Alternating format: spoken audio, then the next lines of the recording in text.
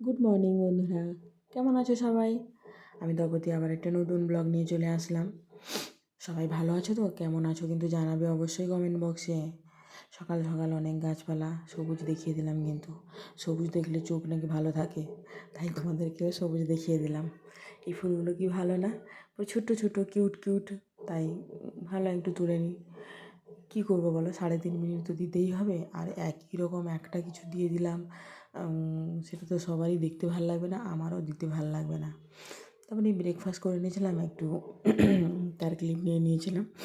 ব্রেকফাস্টে কোনো দিন করি, কোনো দিন স্কিপ করে যাই, কিন্তু বেশিরভাগ দিন স্কিপ করে যাই, মানে 100 দিনের মধ্যে 75 দিন স্কিপ করে যাই, 25 দিন খাই, এরকমই। তারপরে একদম চলে আসি, একদম একটু শপিং করতে গিয়েছিলাম। শপিং মানে একটু গ্রসারি জিনিস কিনতে গেছিলাম, সেটারই ক্লিপ। এটা যাওয়ার সময় দেখো, কী বলে, এখানে একটা মন্দির আছে, খুব সুন্দর সাজিয়েছে, তাই ভাবলাম যেতে যেতে আর কী করবো বলো, যতটা এসছে দেখো, পুরো লাইটিং, মানে এত ভালো, পুরো চোখের শান্তি। সত্যি খুব খুব খুব শান্ত, মানে সাজায় এরা, আর এরা তো মানে যা মানে কত এদের মধ্যে ভক্তি, কী বলবো, আমাদের বাঙালির মধ্যে মনে নেই এত সুন্দর, মানে এরা এত ঠাকুর মানে। তো তারপরে এই যে চলে আসলাম ডিমার্টে। দেখো কত বড় এরিয়া জুড়ে কত বড় পার্কিং, মানে বিশাল ভালো লাগে।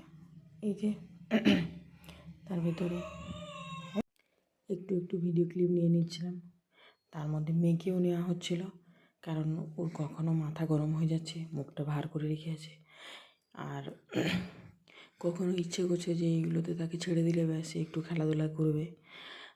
এর তার ট্রলি ধরো আমাদের ট্রলির পাশে রেখে দিচ্ছে, সে তার থেকে জিনিসপত্র নিয়ে আমাদের ট্রলির থেকে জিনিসপত্র নিয়ে ওখানে রাখছে, এইগুলো করছে।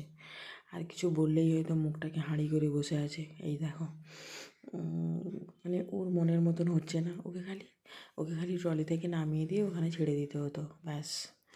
মানে ডিমার্টের যে মালিক সে মনে হয় আমাদেরকে বের করে দিত, বা কর্মচারীরা। মুখটা খালি তার, মানে কি বলবো, মাঝে মধ্যে আবার সেটা ভুলে গিয়ে যে চলো একটু টানাটানি করি, এই যে পোজ দেখেছ। তারপরে একদম চলে এসেছি, আর আসার এর কিছু নেওয়া হয়নি, কারণ অনেক জিনিসপত্র তাড়াতাড়ি করে গাড়ি বুক করে চলে এসেছি। এই যে একদম এসে মাদুরে ঢেলে দেখিয়ে দিলাম কত জিনিস কিনেছি। একটা একটা দেখাতে গেলে অনেক টাইম চলে যাবে, তাই ওরকমভাবে করে জাস্ট একটা ক্লিপ নিয়ে নিয়েছি। কেমন লাগলো কিন্তু বলবে, হ্যাঁ। তারপরে এসব রেখে দিয়ে আবার বাইরে গেছিলাম, তখন রাত্রি 9:30 বাজে মনে হয়।